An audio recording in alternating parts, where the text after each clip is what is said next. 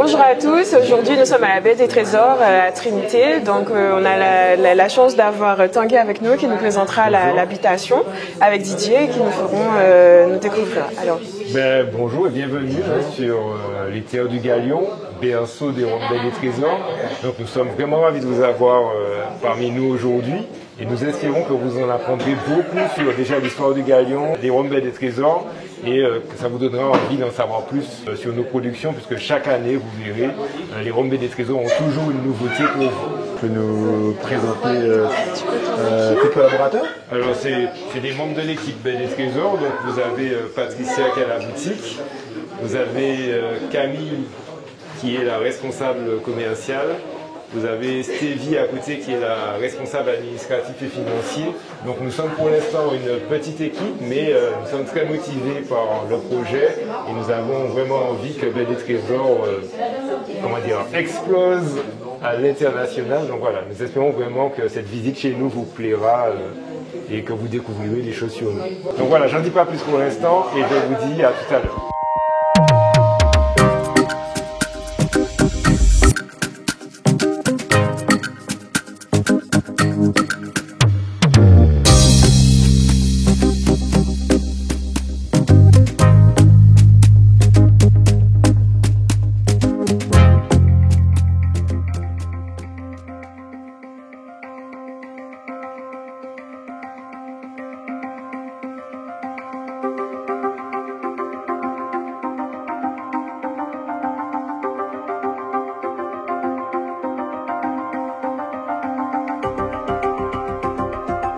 Alors ici, Tanguy, tu nous amènes quelque part qui s'appelle la cuivrerie, c'est cela? Alors c'est la cuverie. Cuverie tout simplement parce que comme tu vois ici, tu as les cuves dans lesquelles on va stocker les rhums Baie des Trésors et notamment le fameux plein soleil, le rhum blanc, parce que un rhum blanc bien sûr, ça ne vieillit pas en fût, ça va reposer dans des cuves en inox. Donc on va mettre le plein soleil ici et en fait ça nous permet ensuite de pouvoir le préparer pour sa mise en bouteille qui va survenir 12 mois après sa sortie de colonne. D'accord. Là que vous travaillez le rhum blanc quoi, en fait. Pas que le rhum blanc, c'est-à-dire que pareil dans les phases avant embouteillage, on va retirer le rhum vieilli donc de son fût et on va des fois, pour ne pas justement encore que le bois agisse encore sur le rhum, le passer dans une cuve avant de passer à l'embouteillage. D'accord, ok. Donc c'est 12 mois donc de repos, la phase de repos est de 12 mois. Alors, le plein soleil a cette particularité d'avoir une réduction très très lente. C'est-à-dire qu'il va sortir de colonne entre 72 et 75 degrés et puis ensuite on va y ajouter de l'eau distillée en brassant avec de l'air progressivement dans la phase de réduction pour faire descendre les degrés d'alcool. En sachant que bien souvent, plus vous faites une réduction lente et plus vous allez conserver des arômes dans le rhum et vous aurez cette fameuse douceur en bouche qui est un peu caractéristique de ce rhum blanc. Le brassage, vous le faites tout au long des 12 mois ou... C'est fait à intervalles réguliers, c'est-à-dire que, et ça c'est tout le travail du maître de chai, de pouvoir à chaque brassage apprécier si ça descend au degré où il veut amener le rhum ou pas. Et donc tout au long des 12 mois, on aura ce brassage, puisque bien sûr l'idée est de le faire par petites étapes, plutôt que de le faire d'un seul gros coup et de choquer l'alcool, d'avoir cette réaction exothermique qui va un peu affecter tout ce qui sera, pour vulgariser les choses, arômes et ester. D'accord. Ok, vous avez une capacité de combien là? Alors là, c'est la bonne question. Ça, j'ai pas la réponse. Quelques hectolitres. Voilà, beaucoup d'hectolitres. C'est hectolitres par... C'est ça. En fait, au niveau de la réglette, là c'est Stéphane Gouillet qui va plus vous répondre à ça, mais voilà, il y a quand même beaucoup d'hectolitres. Ok. Bien évidemment, vous parliez tout à l'heure de 350 hectares. Alors, vous avez pas les 350 hectares. On est sur 750 hectares en tout sur le Galion, en sachant qu'il y a à peu près 200 hectares qui sont cultivés par ce qu'on appelle les petits planteurs, mais en fait ce sont des gens qui louent des espaces pour pouvoir cultiver la terre. L'exploitation agricole du Galion cultivant à elle seule près de 500 hectares, en grande partie mécanisée, avec des machines qui sont guidées par GPS. Donc en gros, il y a une sorte de tracé qui permet de rentabiliser en fait on va dire au mètre près le rendement de la canne. Donc sur les 500 hectares et 750 hectares, il y en a à peu près alors 1 tonne à 1 tonne 6 de canne qui est cultivée, qui est réservée pour les rhum bêtes des trésors. D'accord. Voilà. Il y en a donc une grande partie qui part en sucrerie. Il y a une grande partie qui part en sucrerie et qui part également dans certaines distilleries, puisque à la base, on avait cette exploitation agricole du Galion. Le Baie des Trésors vient de cette exploitation agricole du Galion qui, historiquement, vendait sa canne à la sucrerie, vendait sa canne aux distilleries, mais a voulu créer, en fait, partant du constat qu'aujourd'hui, il n'y avait pas de maison qui s'était vraiment lancée dans la valorisation précise de terroir au pluriel, de se dire, à chaque fois, on vend de la canne aux distilleries, ils mélangent les cannes des différentes parcelles, et des fois, ils vont prendre des cannes ailleurs pour mélanger aux cannes du Galion. Mais pourquoi ne pas avoir cette démarche de créer un rhum où, à chaque fois, ce sera une parcelle avec une variété de canne bien précise sur cette parcelle-là pour faire à chaque fois un rhum. Chaque bouteille de Baie des Trésors provient d'une parcelle avec une variété de canne bien précise pour chacun des rhums. On n'en a pas parlé, ou je ne sais pas si on a le droit d'en parler, mais qui distille pour vous? Alors, qui distille pour nous? C'est la question un peu délicate. Parce que, donc, pour la distillation, nous utilisons l'appareil industriel de la distillerie St. James. Nous utilisons, pourquoi je dis nous utilisons? Parce qu'il y a un détail qui est très important pour nous, c'est le fait que Stéphane Gouillet, notre maître de chai, aille à St. James avec notre cahier des charges, nos propres levures, pour un peu chapeauter la production et s'assurer que ce soit fait en respectant les règles de Baie des Trésors. Donc, on aime bien dire que c'est fait chez St. James, mais avec l'équipe Baie des Trésors. Okay. Donc, le cahier des charges dont vous parlez, je suppose que c'est des longueurs de canne. Alors, le cahier des charges c'est surtout la méthode de fermentation, parce que de toute façon, la partie canne, on la maîtrise depuis de très nombreuses années, puisque l'exploitation agricole du Galion existe aujourd'hui depuis plus de 170 ans. Donc, on en parle, on va en parler, mais on est vraiment spécialiste de la canne depuis très longtemps. Donc, de toute façon, quand vous coupez la canne, elle sort par des segments d'à peu près une vingtaine à une trentaine de centimètres, déjà calibrés.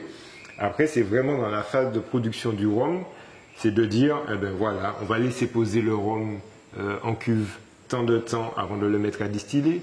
Il va falloir donner tel réglage à la colonne pour que le rhum sorte avec les caractéristiques qu'on souhaite.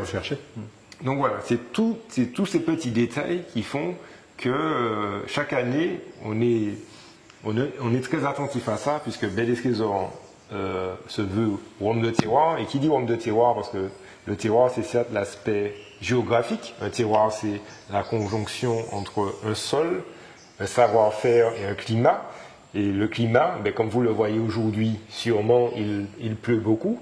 Heureusement qu'il y a le rhum ici pour réchauffer un peu l'atmosphère. Mais en gros, le climat joue beaucoup. Cette année, s'il a plu plus que l'année précédente, ça va agir sur la canne. La canne va mathématiquement agir sur le rhum. Voilà, on ne cherche pas chez Baie des Trésors à avoir le même goût chaque année. C'est très important pour nous que le climat et le terroir puissent s'exprimer à travers la canne et que la canne puisse, elle, s'exprimer dans le rhum. C'est ce qui va différencier les différents millésimes. Quand on parle de 2015, 2016, 2017, c'est bien parce qu'il y a de toute façon, on en parle là, on en est au début de notre aventure, mais à la fin, on va faire une expérience. On va vraiment tester les différents terroirs. On va partir sur le terroir de la zone humide, donc qui est du quartier du Ferré, qui se situe par là. On va partir ensuite sur le terroir de la zone sèche, qui se situe vers Spoutourne, la Caravelle, par là. Et il y a 4 km entre les deux parcelles, mais vous verrez que l'expérience qu'on va vous proposer tout à l'heure, c'est de regarder déjà la différence entre les terroirs, mais aussi entre les années, puisque vous aurez à tester le Fleur du Vent et le Fruit des Pluies, donc les rhums de ces terroirs, en édition 2020, et puis la toute dernière édition qui vient de sortir, édition 2021. Et vous nous direz si, quelque part, il y a une différence ou pas entre ces deux productions. Fanny experte, elle nous dira ça. Et puis, la dernière dégustation qu'on fera, c'est celle du Plein Soleil. Plein Soleil qui n'était pas prévu initialement au début du projet Baie des Trésors, puisqu'en fait, on était parti vraiment sur cette valorisation des terroirs de chaque côté. Et puis, il se trouve que dans la zone sèche, il y a une parcelle, toujours sur la Caravelle, qui donne une canne avec des propriétés particulières qui se retrouvent dans le nez et dans la bouche. Donc la première année, donc je me fais le porte-parole de Stéphane Gouillet, qui la première année en fait a goûté le rhum qui venait de cette zone, en se disant que ça a quelque chose de particulier, sans vraiment voir ce que c'était. Et puis l'année d'après, quand il a distillé encore le rhum de cette zone-là, il s'est rendu compte que non seulement c'était régulier, la signature aromatique était régulière, bien sûr avec des petites subtilités d'une année à l'autre, mais en plus, il a trouvé ça plutôt bon. Et il a décidé à ce moment, avec les autres actionnaires, de travailler ce rhum blanc en disant, ben voilà, on va faire quelque chose à partir de la canne qui vient de cette parcelle-là. D'accord. Donc c'est une parcelle aussi assez particulière, puisque on est à un endroit où, quelquefois, quand il y a très mauvais temps, la mer va traverser la route et toucher la première rangée de cannes, si bien que la canne ne pousse plus sur la première rangée parce que le sel marin empêche à la canne de pousser. C'est vraiment un terroir aussi particulier. D'accord. Et vous avez un type de canne particulier? Alors, vous allez retrouver beaucoup de cannes. Alors, c'est vrai qu'on est avec des Guadeloupéens.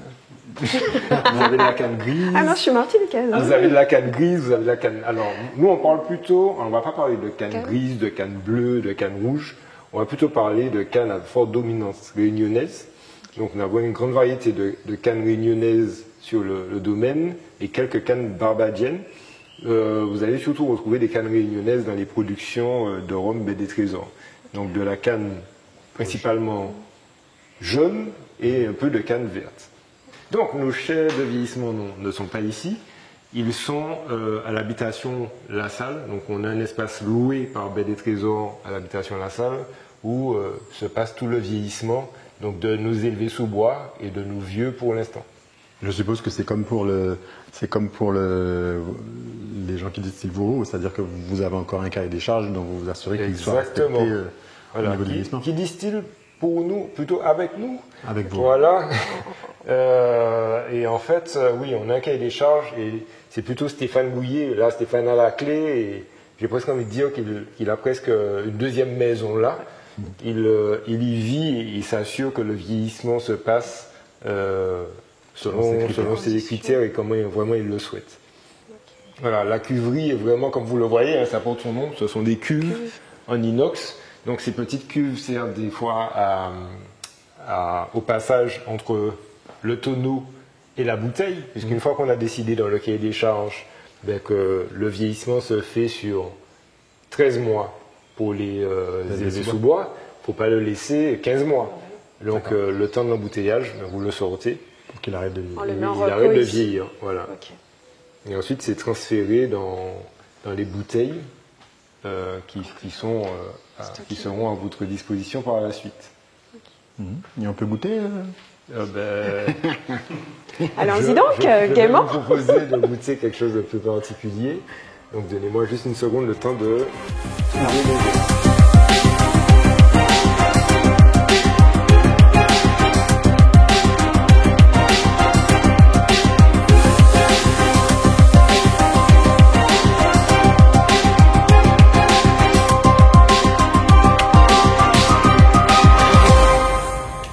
Que la maison dans laquelle on va n'est pas ouverte au public toute l'année parce qu'elle est en partie habitée par des gens dont on va parler dans quelques instants. Et cette maison, voilà, c'est un monument historique martiniquais et j'espère que ce que vous y découvrirez vous plaira. Donc suivez-moi, on va prendre l'entrée des artistes et j'espère que ce sera cool. Allons-y. Alors Stéphanie, Oui. là tu vois, regarde le manguier, on a des mâts avec des fanions dans le manguier. D'accord. Et on a ce grand bâtiment blanc que tu as pu apercevoir tout à l'heure. Selon toi, de quoi s'agit-il? Je pense que c'est un monument hindou, indien, la culture, non? D'accord, mais on est sur une habitation quand même. Donc un temple hindou, un bâtiment hindou, ça ferait bizarre quand même. Ouais, un peu bizarre, un peu mystique, un peu particulier. C'est pas un cimetière, quelque chose comme ça? Alors pas un non cimetière, hein, parce que sinon moi je ne travaillerais pas ici pour du cimetière. Mais tu as bien raison, il s'agit de quelque chose qui a à voir avec l'indianité. D'accord. Et première question que j'ai envie de te poser, c'est en 1848, 22 mai en Martinique, 27 mai en Guadeloupe, l'esclavage est aboli. Oui. Quels seront les premiers à venir renforcer la main-d'œuvre sur l'habitation? Parce que tu as une partie des personnes qui travaillaient, hein, tous ceux qui travaillaient de façon servile. Bon, il y a une petite partie d'entre eux qui s'en va, mais on a besoin aussi de renforts pour renforcer la main-d'œuvre. Et qui viendra en premier? Les Indiens Pas du tout. Non. Ils vont arriver bien vite, ils vont arriver en 1853 de mémoire. Oui, mais 54 en Guadeloupe. voilà, et donc ils arrivent en 53 ici, et entre 48 et 53, il y a des gens qui vont arriver rapidement. Quelles sont ces personnes?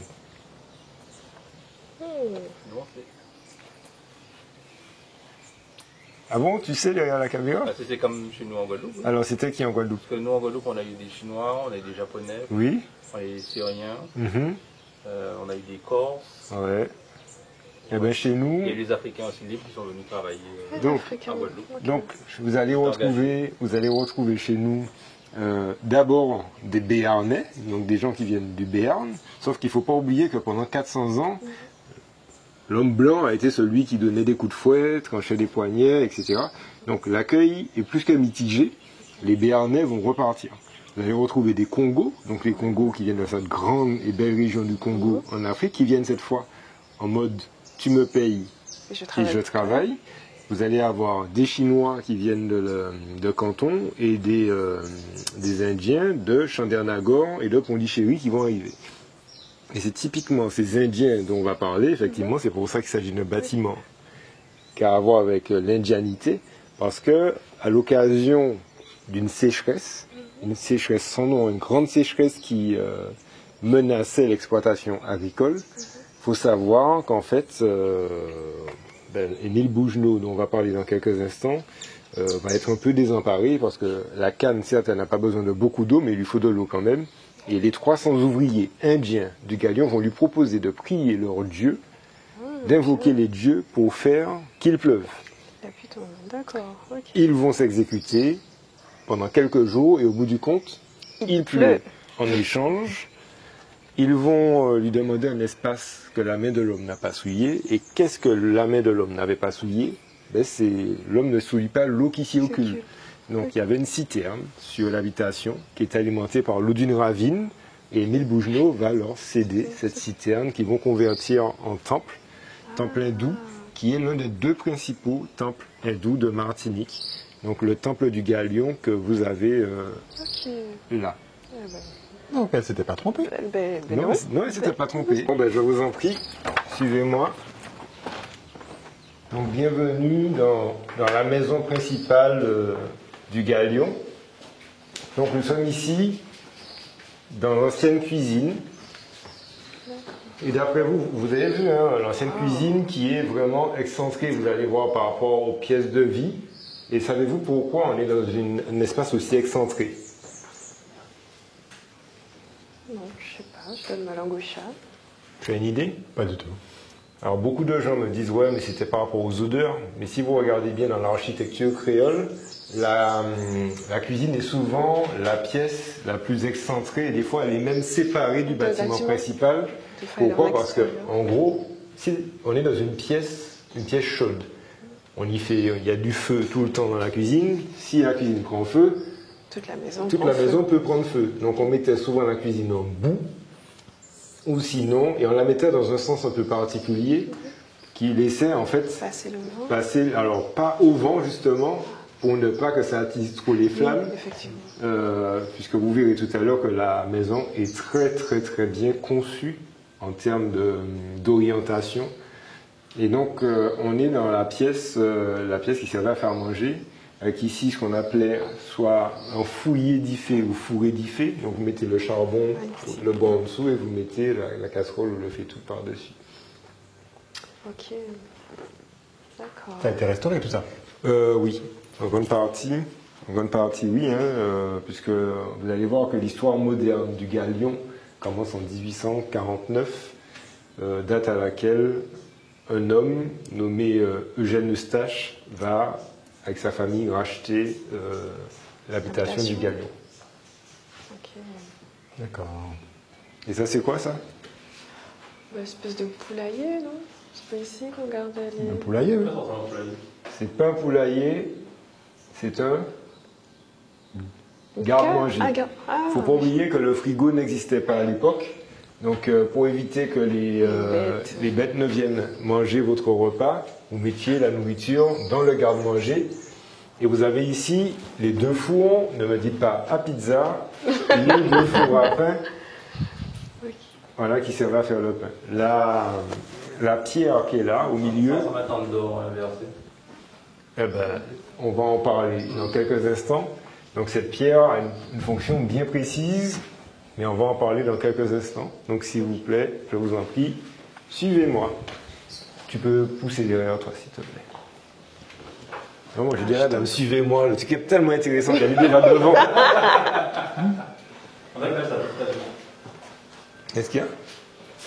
Ça fait vraiment maison à l'ancienne. Voilà. Et donc, vous voyez hein, la distance qu'il y a entre la cuisine. Attention à la marche.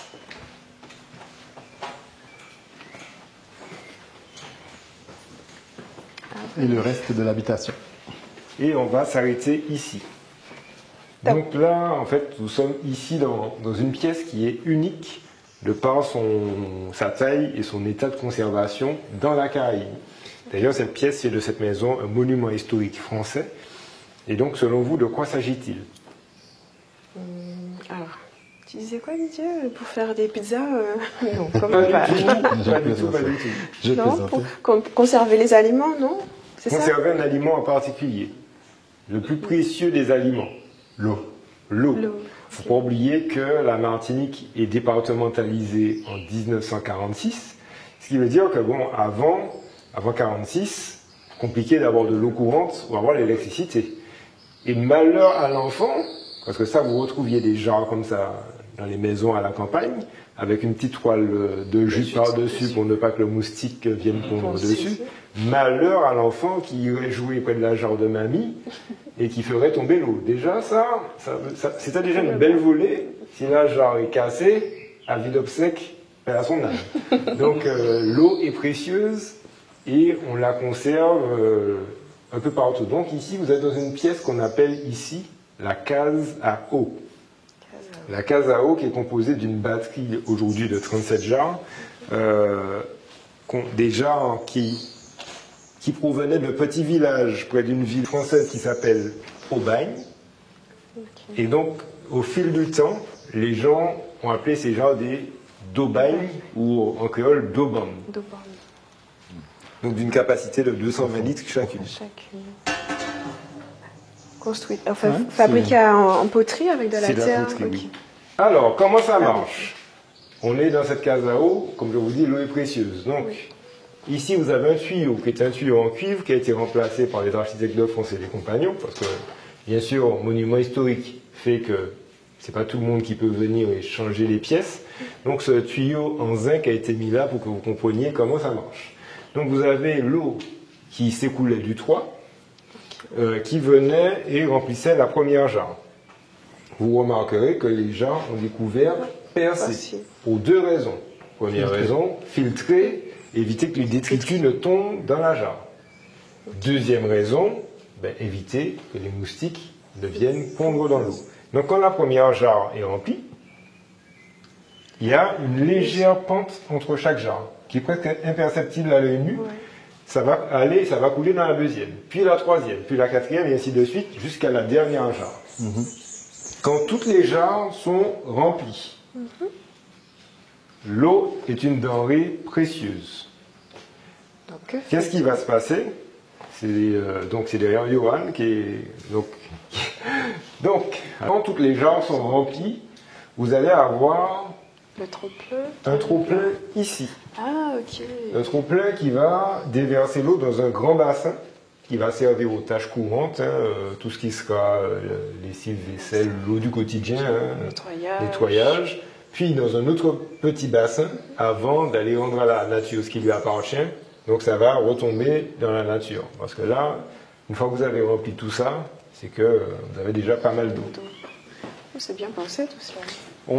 Alors c'est le moment où je vais vous expliquer vraiment l'orientation de la maison. Parce que regardez bien, elle est orientée, donc ce sens-là, vous ne le verrez pas, puisque vous n'êtes pas sur place, mais on est là face au plein sud. Le plein nord se situe donc dos à moi. Et donc, derrière moi, dans cette direction et derrière la caméra, vous avez deux ouvertures. Une à l'est et une à l'ouest. Ce qui fait que nous sommes tous des Caribéens, nous savons que les alizés circulent d'est en ouest. L'air circule dans cette pièce, il fait toujours frais dans cette pièce-là. Il n'y a jamais de chaleur écrasante dans cet espace-là. On pense même que des fois, les gens venaient s'asseoir là, à la fraîcheur de l'eau, parce que voilà, on est vraiment dans un espace frais. La conception, c'est qui a pensé à cette architecture comme ça? Alors, c'est une bonne question. On n'a pas l'âge exact de la maison. On sait qu'elle date de la fin du XVIIe siècle, sur les premières fondations, mais au fil du temps, la maison a évolué. Donc, on retrouve des fondations un peu plus anciennes par là-bas, par où nous étions initialement. Et plus vous irez dans le temps, plus vous verrez que la maison va par là, avec même le fait qu'elle ait un étage. L'étage n'était pas là au tout début.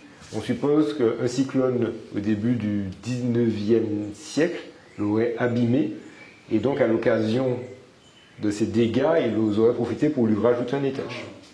Selon toi, à quoi ça sert ça? Ah, je dis selon toi, selon vous. Ça absorbé. Alors, il y a quelqu'un qui l'a cassé. À la base, c'était fermé en dessous. Il y a quelqu'un qui a dû prendre ça pour un mortier. C'est un pilon, ça. Tu vois, ou un pilon? Pas du tout. On est là face à une pierre qui est très, très, très friable, très poreuse. C'est de la pierre ponce qui provenait de la montagne Pelée. Donc, à quoi ça sert?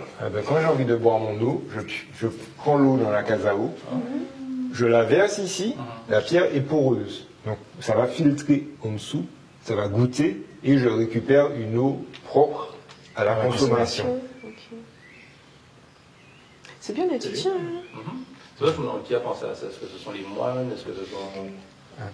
Bonne question. En tout cas, c'était très, très astucieux. Je sais que les Hollandais ont inventé pas mal de trucs au niveau de l'industrie aux Antilles. Eh ben, là, tu vas voir que la partie industrielle... C'est vachement ingénieux pour l'époque. La partie industrielle... Un filtre naturel.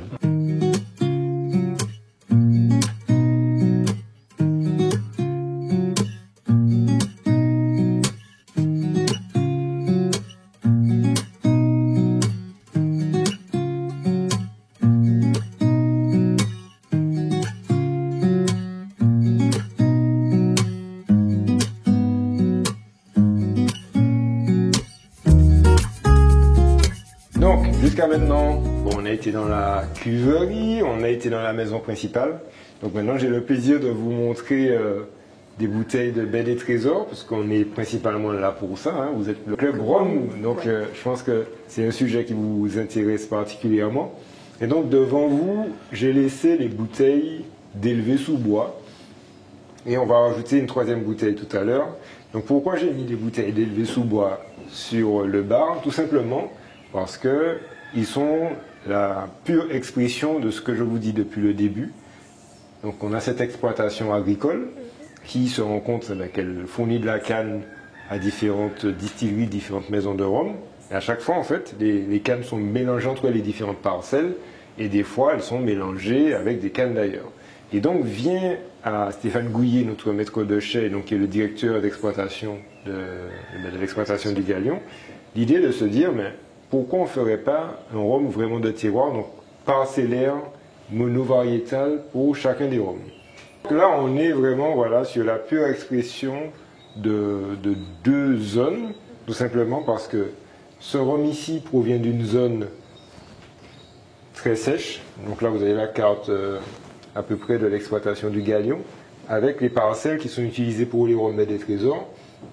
Donc on va prélever la canne pour celui-là d'une zone très sèche à peu près dans cette zone-là. Et puis pour celui-ci, on va prélever la canne par là, où il y a une rivière qui passe, hein, la rivière du Galion, donc une zone très humide. Donc d'un côté, vous avez un rhum qui est fait avec de la canne qui vient d'une zone très sèche, et d'un autre côté, un rhum qui vient de la canne qui vient d'une zone très humide. Après, on a toujours eu une démarche très analytique chez Belle des Trésors.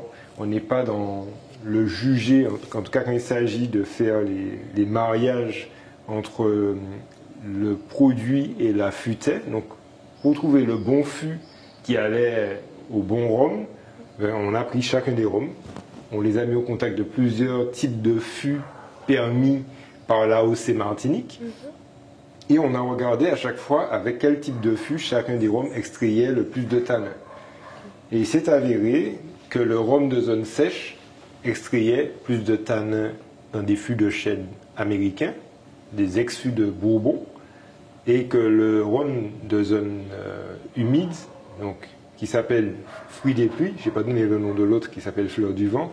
Donc le rhum de zone humide, lui, extrait plus de tanin dans les fûts de chêne français, les ex-fûts de Cognac. Donc vous avez à peu près 35% des fûts qui sont des fûts neufs, et ensuite vous avez donc 2 tiers qui sont des fûts mous, donc ex-Cognac, ex-Bourbon dans ce cas-là. Ça va jusque-là? Oui. Très bien.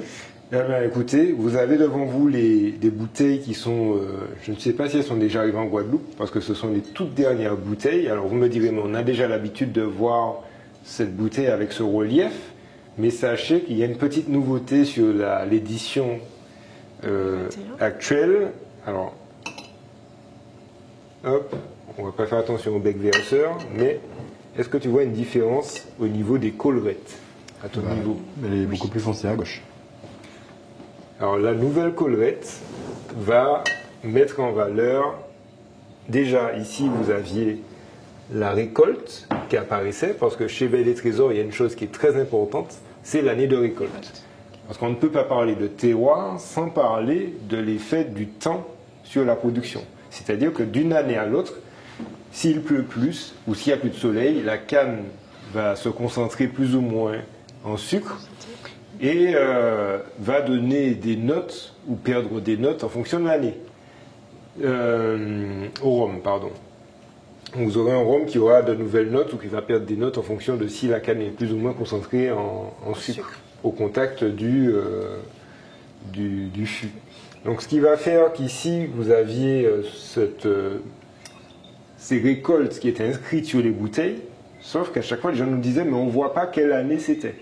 Donc sur les éditions 2021, vous avez la récolte qui est inscrite en plus gros. Et vous allez avoir en gros ici encore l'année de récolte. Donc pas de doute, il s'agit bien de Fleur du vent 2021 et ici Fruit des pluies 2021. Ce que je vais vous proposer comme expérience maintenant, c'est, parce que je parle beaucoup, mais c'est encore mieux de vivre l'expérience, de tester et de goûter. Donc si vous regardez bien les bouteilles maintenant, il y a quelque chose qui va vous sauter aux yeux, c'est que déjà en termes de couleur, vous avez ici le Fleur du vent 2020 et le Fleur du vent 2021. C'est ce que je disais tout à l'heure, c'était plus foncé. Pourquoi? Tout simplement parce que 2019 a été une année très ensoleillée. Il y a eu énormément de soleil, donc ce qui veut dire que quand on a récolté la canne en début d'année 2020, cette canne était très concentrée en sucre. 2021 a été une année un peu plus normale en termes de pluviométrie, un petit peu moins concentrée en sucre. Donc ça se traduit aussi par la coloration du rhum. Je vais aussi vous parler vite fait de la bouteille, en disant que, parce que beaucoup de gens remarquent la bouteille sans savoir tout ce qui s'y cache. Donc je vais vous montrer en fait déjà que, alors déjà cette bouteille elle est d'une teinte vert bleu, tout simplement parce qu'elle est au plus haut taux de recyclage qui existe. Il était important pour nous d'avoir du verre recyclé sur les bouteilles de Baie des Trésors. Ici, vous avez le bouchon en bois, ici, avec un conglomérat, avec un fort pourcentage de bagasse. Et puis, vous allez maintenant découvrir des petits secrets sur la bouteille qui sont que, tout à l'heure, on a parlé dans la partie histoire du fait que la caravelle et le galion ont une histoire liée. Donc ici, vous retrouvez les courbes de niveau de la caravelle.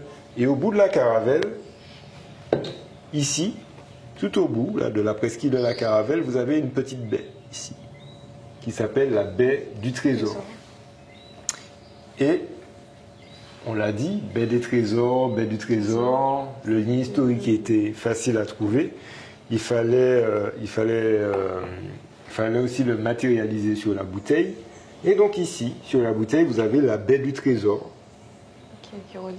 qui est dessinée ici, avec au milieu le nom Baie des Trésors. Et comme on aime bien les membres du Club Rhum Guadeloupe, petite surprise et petit secret, sous la bouteille, vous avez les coordonnées GPS qui vous permettent d'aller découvrir où se situe la Baie du Trésor quand vous viendrez en Martinique. Il existe encore, allez, j'ai envie de dire, 1 ou 2 secrets sur la bouteille, mais je ne vais pas tout lâcher, ça ne serait pas moi, et ce serait... Ça vous laisse l'occasion de les découvrir par vous-même. Bon ben voilà, j'ai beaucoup parlé, ça fait un moment que je parle, ça fait un moment qu'on échange. Je vous propose maintenant de déguster. Et on va déguster d'abord en commençant par les 2020, puis les 2021. Alors à part si, avant de déguster, je vais d'abord parler du blanc, comme ça on fera une dégustation globale. Alors j'ai pas encore parlé de notre rhum blanc. Alors ceux qui regardent la vidéo doivent se dire, mais Baie des Trésors, c'est pas fleur du vent, fruit des pluies et plein soleil? Eh bien oui, il y a aussi plein soleil. Donc le rhum blanc Baie des Trésors et plein soleil n'était pas prévu dans la gamme initialement. On était parti sur la valorisation de ces deux terroirs qui ont 4 km de distance entre eux. Et plein soleil est arrivé parce que Stéphane Gouillet aura dégusté en fait un rhum qui vient de la canne de Fond Basile à l'entrée de Tartane, et se sera rendu compte des propriétés organoleptiques que donnait cette canne au rhum. Et donc on va aussi déguster donc, du plein soleil 2022 ici et du plein soleil 2021, dont je vais forcément retrouver la bouteille ici. Donc voilà, on va goûter le 2022 et le 2021. Vous me direz à chaque fois si vous voyez des différences entre les productions déjà, entre les deux, parce qu'il y a une expérience qui est très importante. J'aime bien dire que c'est une expérience qu'on ne trouve pas spécialement ailleurs. On ne va pas déguster 2 rhums qui ont 2 âges différents. On va goûter 2 rhums qui ont le même âge, 13 mois chacun, mais qui viennent de 2 terroirs différents. Et donc l'idée c'est de voir si déjà entre les 2 terroirs il y a une différence. Parce qu'on pourrait se dire, bon, il raconte, il fait son commercial. Donc est-ce qu'il y a vraiment des différences? Et puis ensuite on va voir si d'une année à l'autre, ça apporte quelque chose de nouveau. Donc voilà, donc là on a les 3 bouteilles, hein. J'espère que vous avez apprécié. En tout cas, on a fortement apprécié, et pas que le rhum, hein, toute la partie présentation de l'habitation, toute la partie historique, ça a été vraiment passionnant d'ailleurs. Il n'y a qu'à regarder dehors, il fait déjà nuit, on est encore là. N'est-ce pas Fanny? Bien sûr, c'était un bon moment de partage, de découverte, comme a dit Didier. Merci à toi Tanguy et à Baie des Trésors de nous accueillir chez vous. Et la dégustation, c'était franchement un bon moment éclectique, gustatif. Et je vous invite tous, nos adhérents, à découvrir cette belle pépite. Hein, qui nous prépare de belles choses en plus pour l'avenir. C'est ça. Je vous dis déjà à bientôt, et ça a été vraiment un plaisir pour nous là je parle au nom de toute l'équipe, de vous avoir chez nous aujourd'hui. Eh bien, merci et puis à très bientôt. À bientôt.